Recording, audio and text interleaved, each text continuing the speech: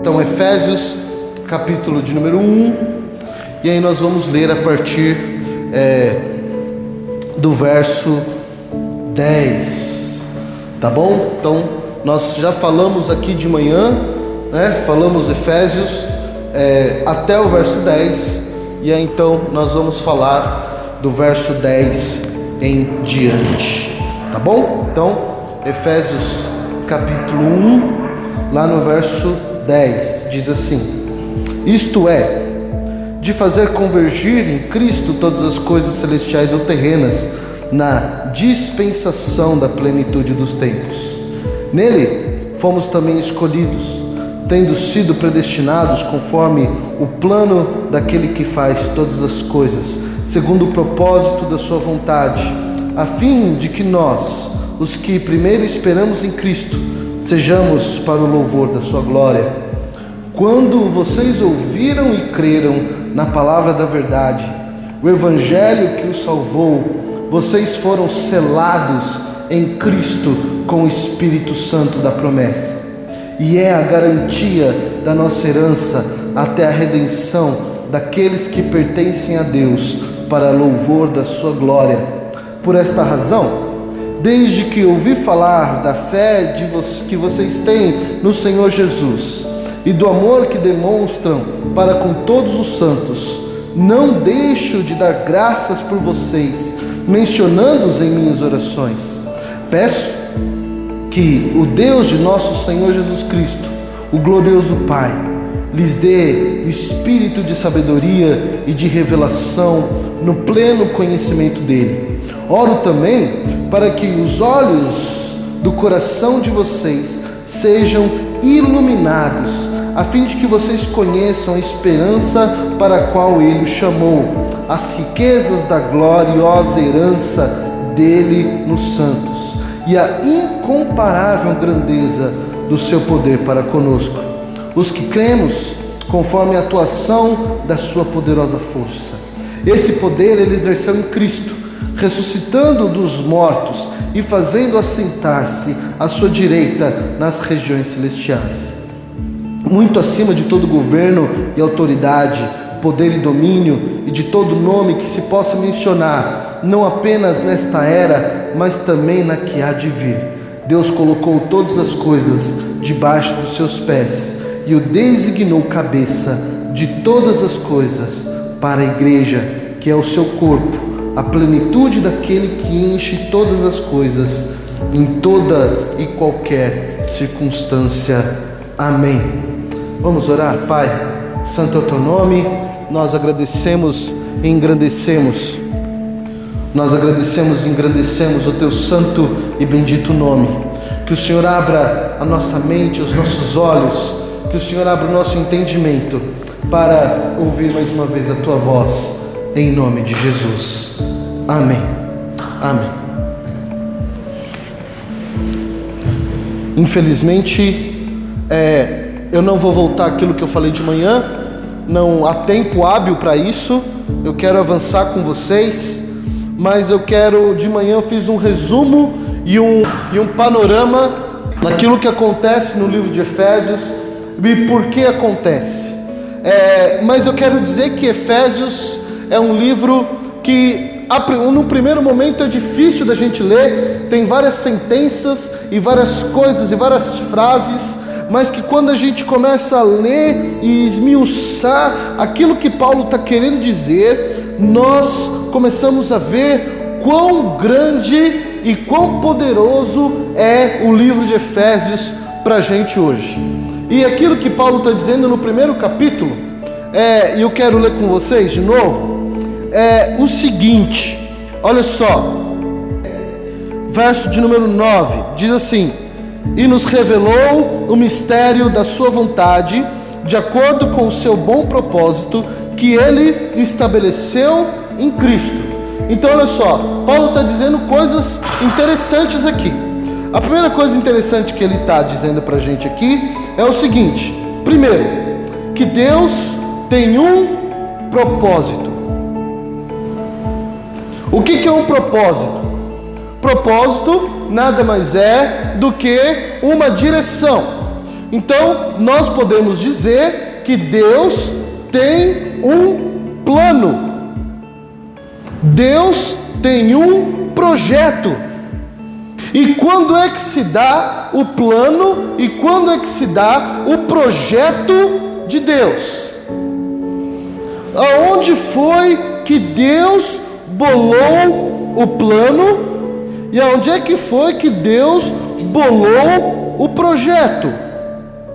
Antes do começo dos tempos. Sabe por quê? Porque parece que Deus não tem um plano e parece que Deus não tem um projeto às vezes. E a gente precisa entender qual é o plano e qual é o projeto de Deus, para nós entendermos aonde nós nos encaixamos no plano e no projeto de Deus. Tudo bem? Vocês estão entendendo até aí? Sim? Então a gente precisa começar a entender em Gênesis. Eu quero voltar com vocês um pouquinho em Gênesis. Então em Gênesis, Deus cria tudo em 7 dias. Deus cria em 6. No 7º ele descansa. Correto? Cria todas as coisas e diz assim para Adão: vai, você pode comer de tudo. Diz para Eva: você pode comer de tudo, você só não pode comer daquele fruto do jardim, porque aquele fruto do jardim, se você comer, você vai morrer. Então um dia a Eva está lá passeando no jardim junto com Adão, aparece a serpente e diz assim: é certo que se você comer do fruto do fruto do bem e do mal, você vai ser conhecedora igual a Deus. E aí então Eva vai lá e come do fruto, porque ela quer ser igual a Deus. E aí que vem o problema. Por quê? Porque a gente acha, quando a gente lê o texto, que o pecado de Adão e o pecado de Eva foi a desobediência, certo? Tudo bem? O pecado de Adão e o pecado de Eva foi a desobediência, mas o pecado de Adão e o pecado de Eva não foi desobediência.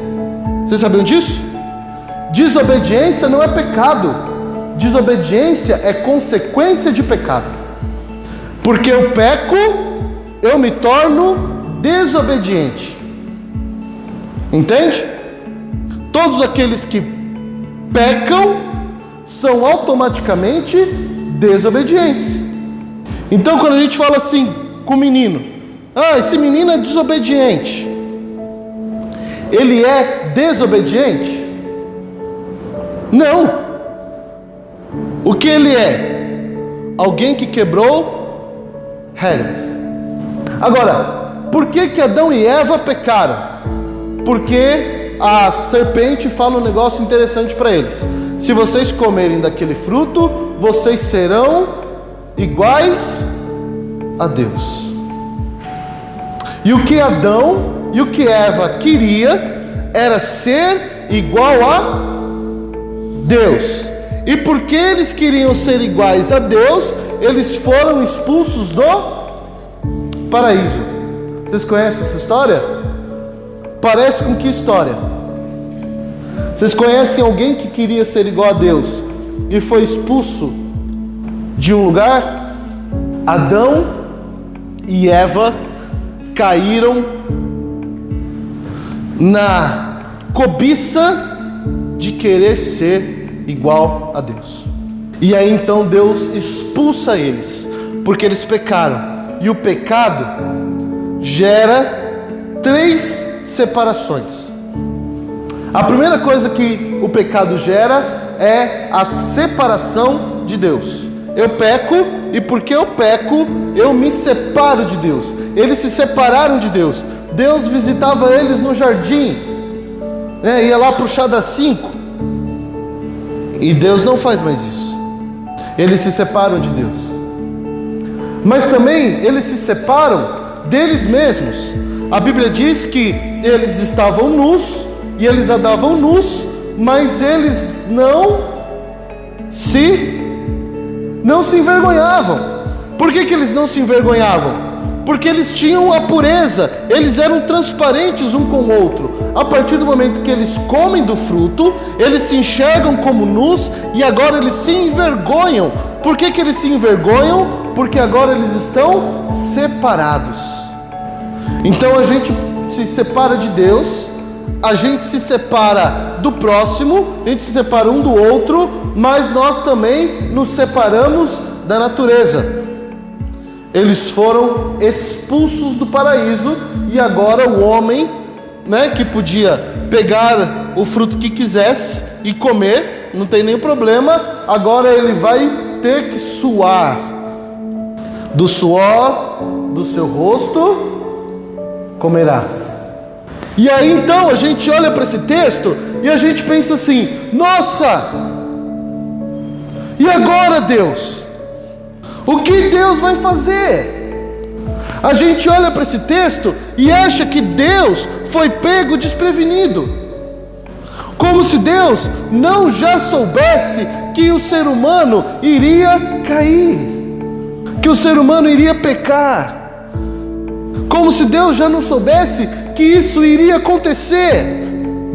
Mas olha só, Deus tem um plano, Deus tem um projeto, e o projeto de Deus não se encerra no Éden. O projeto de Deus começa no Éden. E qual é o projeto de Deus? Trazer o ser humano de volta. E quando é que Deus planejou isso? Na eternidade. Antes de existir tempo, antes de existir espaço, antes de existir eu e você, antes de qualquer ser vivo pudesse habitar nesse universo, Deus já tinha tudo planejado. E é por isso que Paulo, então, nesse texto, diz assim, que Deus tem um propósito. E mais do que isso, olha só, Deus, verso 9, e nos revelou o mistério da sua vontade, de acordo com o seu bom propósito, que ele estabeleceu em Cristo. Então olha só que legal. Então Paulo disse que Deus tem um propósito, mas Deus, além de ter um propósito, ele também nos revela esse propósito. Porque uma coisa é Deus ter um propósito, ele sempre teve. Outra coisa é nós sermos cientes e conscientes do propósito que Deus tem. Então, Deus agora se revela para a gente como Pai. E o que todo pai quer? Sabe o que todo pai quer? Filhos. Filhos. Então ele nos torna filhos. E ele nos torna filhos para quê? Para que a gente apresente o Pai para outras pessoas, para que eles se tornem filhos. Deus nos apresenta e nos revela a sua vontade e o seu propósito, aquilo que antes para a gente era mistério. Se talvez você perguntasse para Davi, qual que é o propósito de Deus? Qual que é o projeto de Deus? Davi talvez diria, não sei. Se você perguntasse para Abraão, qual que é o projeto de Deus? Para Elias. Se você perguntasse para tantas outras pessoas, qual que é o propósito de Deus? Eles vão dizer, não sei. Não sei. É por isso que eu acho que no céu vai ser tão divertido, porque no céu a gente pode chegar para Abraão e falar assim, Abraão, como é ser filho de Deus? Como é ser amigo de Deus? A gente talvez vai chegar para Davi e falar assim, Davi, como é ser o homem segundo o coração de Deus?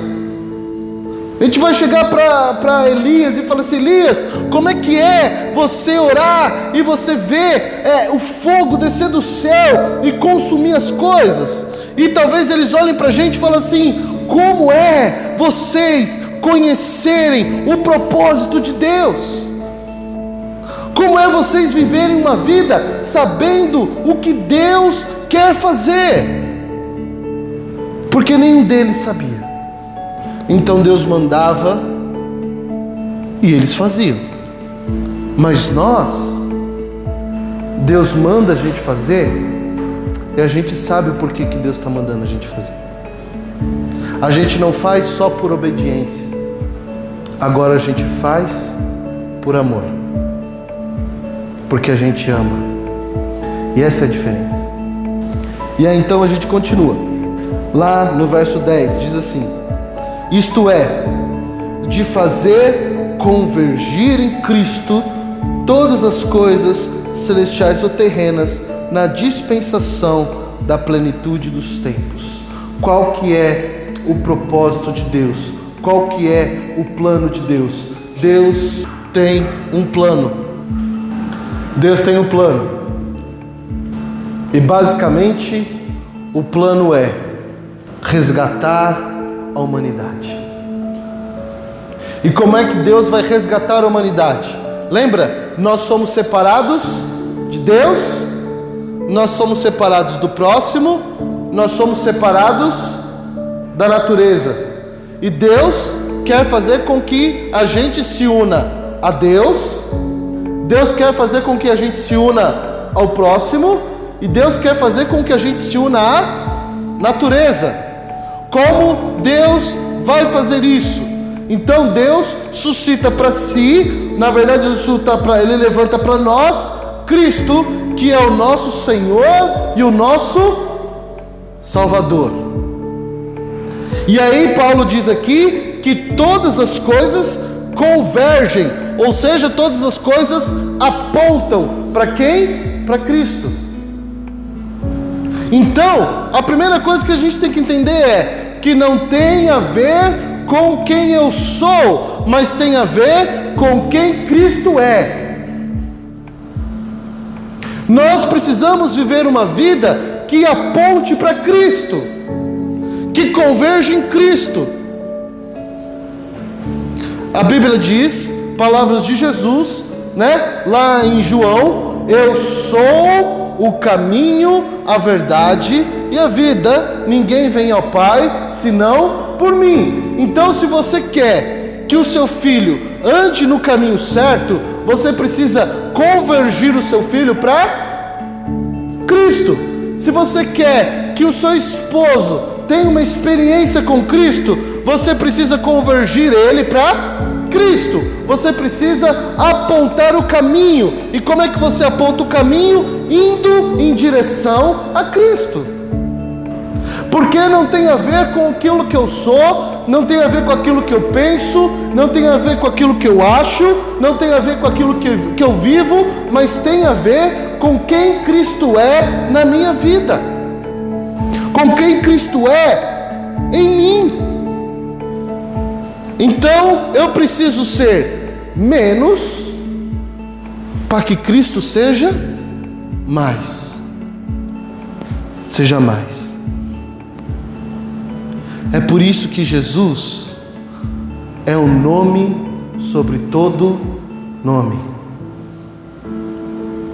É por isso que Jesus é o nome sobre todas as coisas. Porque tudo que nós formos fazer, nós vamos apontar para Cristo.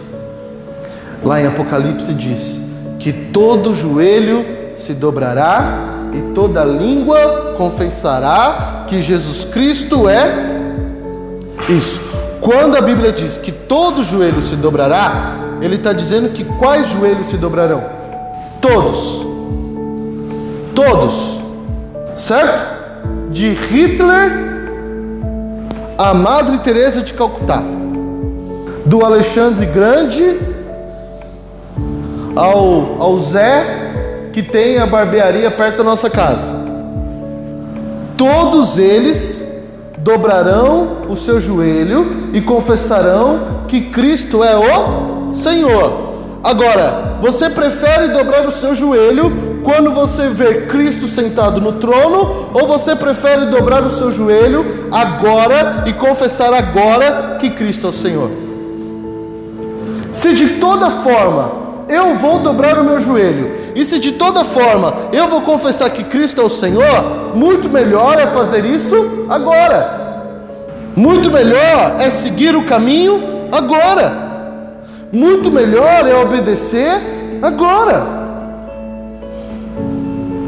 E é por isso que lá no verso 11 se diz: nele quem? Em Cristo, fomos também escolhidos, tendo sido predestinados conforme o plano daquele que faz todas as coisas segundo o propósito da sua vontade. Então olha só, a Bíblia diz um negócio interessante aqui. Ele fala que nós fomos escolhidos. Fomos escolhidos para quê? Para cumprir um propósito. Qual que é o propósito? É o meu propósito? É o seu propósito?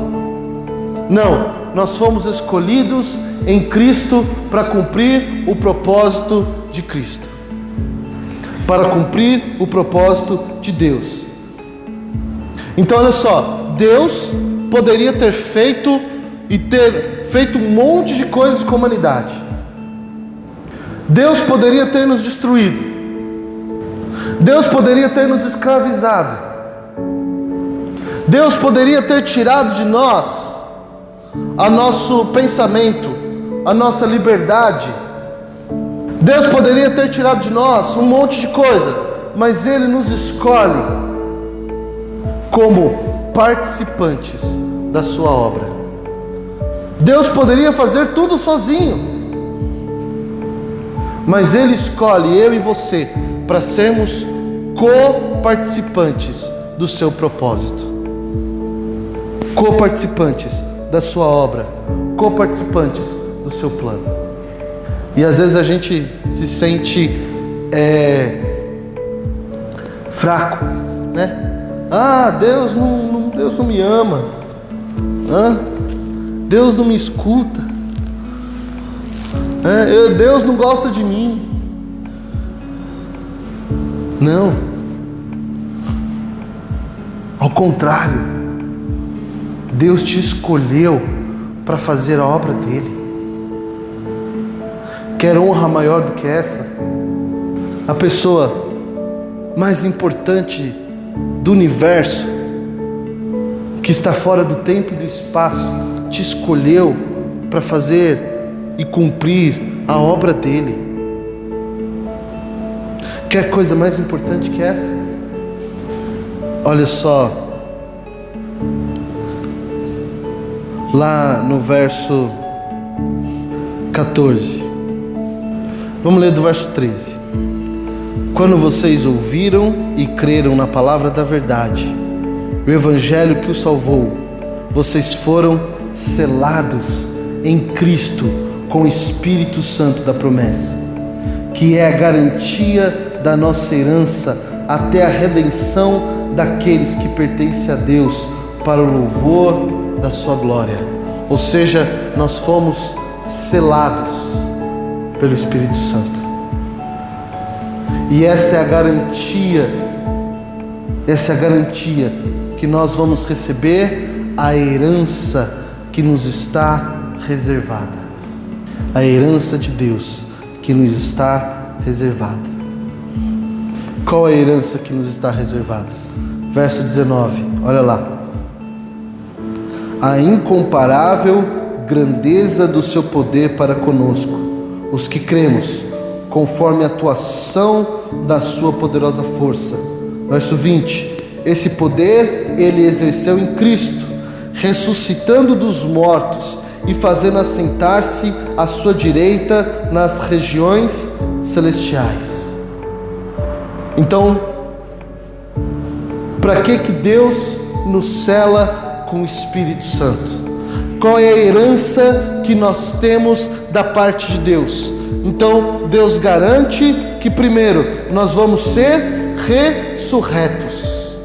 Ou seja, a morte está debaixo dos nossos pés. Não existe mais domínio, a morte não tem mais domínio sobre nós.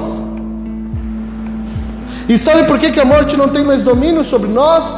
Porque Deus tem um plano, porque Deus tem um propósito, porque Deus tem um projeto que é nos resgatar, nos tirar do pecado e nos levar até Ele.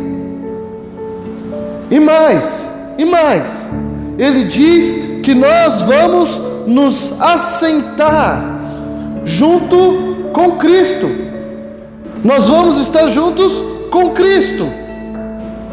E não existe coisa e lugar melhor do que estar junto com Cristo. Não tem coisa melhor. Mas nós vivemos, infelizmente, uma vida que o nosso propósito é maior do que o propósito de Deus. E por isso que as nossas orações são capengas. E por isso que as nossas orações são muito mais voltadas para a gente. Muito mais voltadas para mim e para você. E por isso que às vezes nós cantamos coisas que são muito mais voltadas para mim e para você. Vocês já cantaram aquela música lá, né? Como é que é? Restitui. Eu quero de volta. O que, meu? O que é seu? O que é seu? A Bíblia diz que a gente tem um direito. Sabe qual que é o nosso direito? Ir para o inferno. Esse é o nosso direito. Certo? Que é para lá que a gente devia ir. Por quê? Por quê? Porque todos pecaram e carecem da glória de Deus. E o salário do pecado é a morte. O salário do pecado é a separação de Deus. Então, nós temos um direito. Qual é o nosso direito? Ir para o inferno. E aí a gente canta assim para Deus: eu quero de volta o que é meu. Eu acho que Deus olha para a gente e fala assim: tá bom. Porque céu não é direito. Céu é o quê? Céu é galardão? Galardão que você vai ter no céu. Céu é graça. O que é graça? Quem aqui tem filho? Vocês já deram um presente de aniversário para o seu filho? Um bom presente? Sim? Sim? Gastaram bastante? Sim? O seu filho merecia? Às vezes não. A minha filha esses dias uns 1 ano atrás, 1 ou 2 anos atrás, ela me pediu uma boneca no aniversário dela. Daí eu fui lá ver a boneca. A boneca custava mais de R$200. E aí eu fiquei olhando para aquela boneca olhando para mim. E eu fiquei pensando assim: essa menina não merece uma boneca de R$200. Essa menina não vai nem brincar com essa boneca. Eu vou comprar essa boneca. A minha filha vai brincar uns 15 dias. Vai enjoar dessa boneca. E vai ficar espalhado pela casa. Sabe o que aconteceu? Eu comprei a boneca. E sabe o que aconteceu? Deu 15 dias. Enjoou da boneca. E a boneca até hoje está lá, espalhada pela casa. Mas por que então que eu comprei a boneca? Porque tem a ver com merecimento? Tem a ver com o quê? Com amor. Com amor. Ela não merece. Ela não fez nada para merecer a boneca. Mas eu não dei a boneca para ela porque ela merece. Eu dei a boneca para ela porque eu a amo. Assim como você faz com os seus filhos. Assim como você faz com os seus netos. Assim como você faz com as pessoas que você ama. Você olha um presente e você fala assim: essa pessoa nem merece esse presente, mas eu vou dar esse presente porque eu amo. Eu o amo, eu a amo. Agora, o que é o céu? O céu é a graça de Deus. A gente merece o céu? Não. A gente merece estar em contato com Deus? A gente merece estar em comunhão com Deus? Não. Mas por que nós vamos para o céu? E por que Deus nos convida para estar com Ele no céu? Porque Deus nos ama. Agora, se Deus é aquele que nos dá o amor e nos deu o próprio Filho dele. O porquê que nós ainda temos uma oração voltada para a gente. Senhor, eu quero isso. Senhor, eu quero aquilo. Senhor, eu quero aquilo outro. Jesus diz: quando orares, não usais de vãs repetições, porque o Senhor sabe daquilo que você precisa de antemão. Imagina se você tivesse um filho que ficasse toda hora, uma filha, puxando a barra da sua roupa, fala assim: mãe, não esquece o almoço. Mãe, não esquece o almoço. Pai, não esquece o almoço. Pai, não esquece o almoço. Pai, esquece o almoço. Pai, olha o almoço, hein? Pai, sabe que eu preciso comer, né? Pai, olha o almoço. Pai, olha o almoço. Pai, olha o almoço. Pai, ó, pai, olha o almoço, hein? Ó, você comprou mistura? O que você ia falar para esse cara? Ia bater nele, dar um tapa na bunda? Você ia falar para essa pessoa: não enche a paciência? Por quê? Porque você olhar para essa pessoa e ia falar assim: meu Deus, eu sei que você precisa almoçar, então confia em mim. Agora nós não usamos dessa mesma lógica com Deus e queremos olhar para Deus e falar: Senhor, eu preciso de uma casa. Senhor, eu preciso de um emprego. Senhor, eu preciso disso. Senhor, eu preciso daquilo. Senhor, eu preciso daquilo outro. E a nossa oração acaba sendo uma vã repetição. Em vez da gente usar o tempo para ficar perto de Deus, a gente usa o nosso tempo para falar para Deus coisa que Ele já sabe que a gente precisa. Então, em vez da gente orar para Deus coisa que Ele já sabe que a gente precisa, por que a gente não usa esse tempo para derramar a nossa vida diante de Deus e confiar que no tempo certo Deus vai dar para a gente aquilo que a gente precisa? Mateus 6: por que andais ansiosos com o que comer e com o que vestir? Por acaso a vida não é mais do que a comida e mais do que as vestes?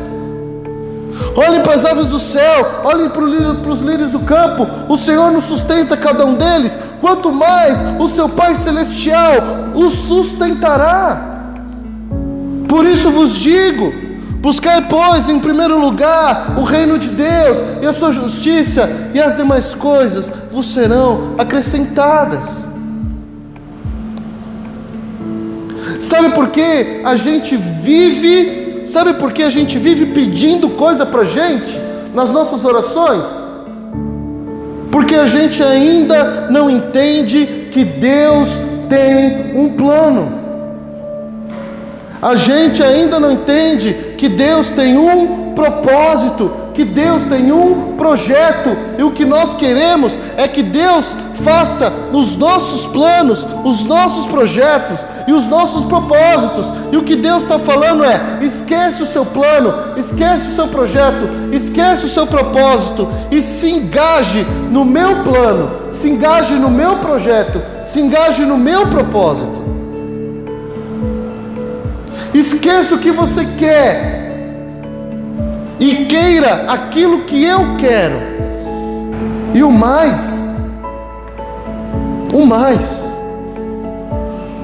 eu vou te sustentar.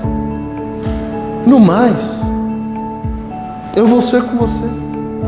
Deus tem um plano. E esse plano sempre vai convergir para Cristo. Não se preocupe tanto com o emprego, com o dinheiro, com aquilo que você tem no banco, com o seu marido ou o seu filho. Procure ser mais parecido com Cristo. Convirja a sua vida para Cristo. Convirja, tá certo isso? Acho que tá, né? Não sei. Converta. Vou ser mais crente. Converta a sua vida para Cristo. Porque às vezes a nossa vida está convertida em nós. Para nós. Lembre-se Você é um escolhido. Você é um escolhido. Porque às vezes a gente tem a síndrome do patinho feio. Eu não sei fazer nada.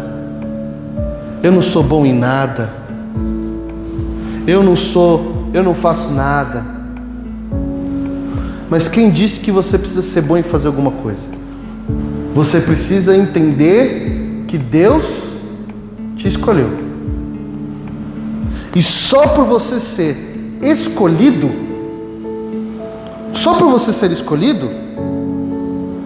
já é o suficiente. Quem era Pedro? Pescador. Sabia fazer o que, Pedro? Nem ler sabia. Quem era João? Eu acho interessantíssimo João, né? Porque olha só, no Evangelho de Mateus, quando falam de João, falam aquele ali é o João. No Evangelho de Marcos, quando falam de João, diz assim, aquele ali é o João. No Evangelho de Lucas, quando falam de João, falam aquele ali é o João. Mas no Evangelho de João, quando se fala de João, fala aquele ali é o discípulo amado. Poxa vida, João entendia o seu lugar. Todos os outros tratam ele como João, mas ele trata ele como um discípulo amado. Ele não disse que ele era o mais amado. Nunca ele disse isso. Ele não disse que ele era o preferido. Mas ele era com certeza um discípulo amado. Agora, sabe qual é o problema? A gente não se vê como amado e a gente não se vê como escolhido de Deus que é Pai. E porque a gente não se vê como amado, porque a gente não se vê como escolhido, a gente vive uma vida espiritual da mendigância. E porque as pessoas não se vê como amadas e não se vê como escolhidas, cantam hinos de mendigância. E aí a gente esquece que nós somos amados por Deus. Nós somos escolhidos por Deus. E se nós somos amados por Deus, e se somos escolhidos por Deus, o que Deus não fará por nós? O que Deus não vai nos sustentar? O que Deus não vai agir em nosso favor? Então, para que a gente se desespera? E é isso que Efésios, é isso que o apóstolo Paulo está dizendo para essa igreja. Olha, vocês são escolhidos por Deus. Então vão lá e façam aquilo que Deus orientou vocês a fazer. Ai, pastor, mas eu tenho medo que quando eu chegar na hora, eu não vou saber o que falar para o meu filho, não vou saber o que falar para minha filha, eu vou travar, e isso e aquilo. Deixa que o Espírito Santo vai falar através da sua boca, porque você é um escolhido de Deus. Você não precisa falar. Deixa que o Espírito Santo fale através de você. Você é um escolhido. E a terceira consideração que eu tenho para esse texto é: você foi selado com o Espírito Santo do Senhor. Aí a gente vê na Bíblia aquelas coisas maravilhosas, né? Cura, não é? A gente vê os apóstolos curando, a gente vê pessoas se convertendo, a gente vê milagres acontecendo. Os apóstolos fizeram milagres. E aí a gente olha para esse texto e a gente fala assim: poxa, isso não acontece. É claro que acontece. É que muitas vezes a gente não tem convicção de quem está no nosso coração. E aí a gente vai orar pela pessoa, a gente ora com medo. Quando ora, porque a pessoa vem e fala, conta aquela história mais triste do mundo. Daí a pessoa que conta aquela história mais triste do mundo, a gente está ouvindo, né? Porque a gente é uma pessoa educada, paciente, está lá. Não é isso? E aí quando a pessoa termina de contar a história mais triste do mundo, a gente tem a cara de pau de olhar para ela e falar assim: eu vou orar por você. Vira as costas e vai embora. Não é isso? Não é isso que a gente faz? Ou então a gente diz assim, né? Pior do que eu vou orar por você, né? Eu vou colocar o seu nome no grupo de oração lá da igreja. Ou seja, você está falando que não é nem você que vai orar, você vai terceirizar o serviço, você vai pedir para outra pessoa orar. Eu vou terceirizar, eu não posso fazer nada, eu vou terceirizar aqui o negócio, vou pedir para outra pessoa orar. Tem lá, né? O irmão Paulo da nossa igreja, irmão de oração. Eu vou pedir para o irmão Paulo orar por você. Mas você tem o Espírito Santo do Senhor? Ou não tem? Ah, pastor, eu não tenho. Bom, então a gente vai orar para que você tenha. Mas se você tem o Espírito Santo do Senhor, se aquilo que habita em você é o Espírito Santo do Senhor, então você pode pegar na mão do irmão, pegar na mão da irmã e falar assim: eu vou orar por você agora. Essa é a primeira barreira a ser vencida. E aí a gente tem a segunda barreira, não é? A barreira do Senhor, faça a sua vontade. Porque Deus vai fazer a vontade dele. Ponto. Né? Não é você falando Senhor, faça a sua vontade, que ele vai fazer a vontade dele. Entende? Ele vai fazer a vontade dele. Mas a gente não acredita que a pessoa vai ser curada. Daí que a gente ora? Senhor, faça a sua vontade. Não é assim? Porque no fundo, a gente não acredita que a pessoa vai ser curada. E daí a gente está dizendo assim para Deus: Deus, olha só, eu estou orando aqui, mas eu não ponho minha mão no fogo. Se o Senhor quiser curar, cura. Se o Senhor não quiser curar, o Senhor não quer, não cura. Não! Vai lá e fala assim: doença, vai embora em nome de Jesus. Tristeza, vai embora em nome de Jesus. Ore com fé. E tem gente que acha que orar com fé e orar com autoridade é gritar na orelha da pessoa, né? Esse é um problema também. Não precisa gritar, certo? Ora com fé, entendendo que é Jesus que cura, é Jesus que vai, e você é a representante do Espírito Santo do Senhor naquela vida. Então ora e repreende a doença em nome de Jesus, a tristeza, a falta de fé, o pecado. Ah, pastor, e se manifestar um demônio? Repreende também, tranquilo, já está lá. Porque você foi selado com o Espírito Santo do Senhor. E o Deus que fez o mar se abrir no Antigo Testamento, e o Deus que fez tudo que fez no Novo Testamento, com certeza não é um Deus que vai nos abandonar agora.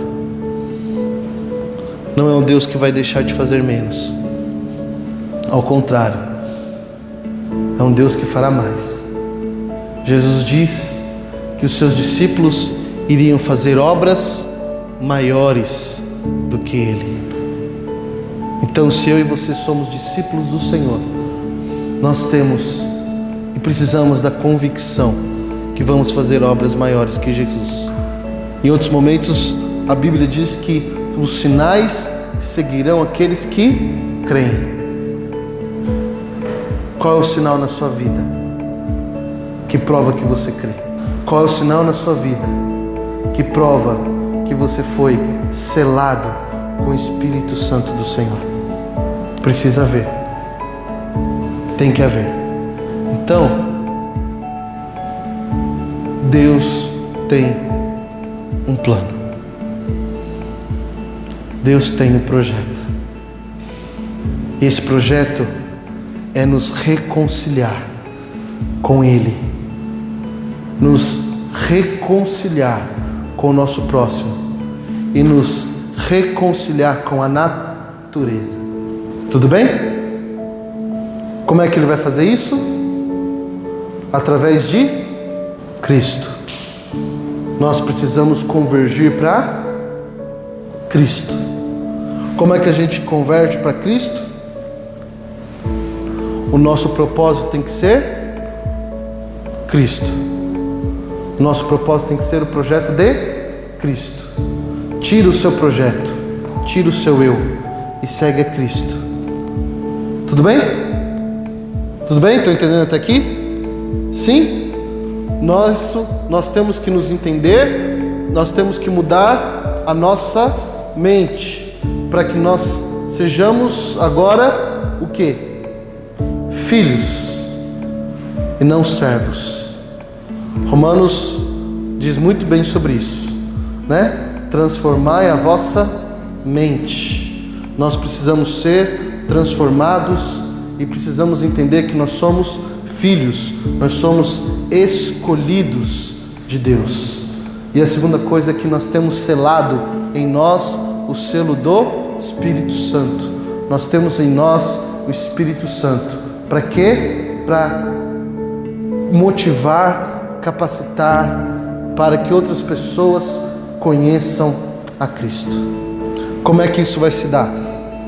Bom, aí na próxima vez que a gente se reunir, espero em Deus que no próximo domingo a gente vai falar sobre isso. Efésios capítulo 2, se você quiser ler na sua casa durante a semana, nós vamos falar sobre a nova humanidade. Amém? Amém? Amém? Você vai sair daqui entendendo que você é um escolhido de Deus? Vai sair daqui entendendo que o Espírito Santo do Senhor está sobre a sua vida, é selado sobre você? Amém? Você vai entender que agora você precisa deixar o seu propósito, o seu projeto, para se engajar no propósito, no projeto de Deus. Amém? Quer fazer isso? Amém? Vamos orar? Feche os seus olhos. Quero orar com você.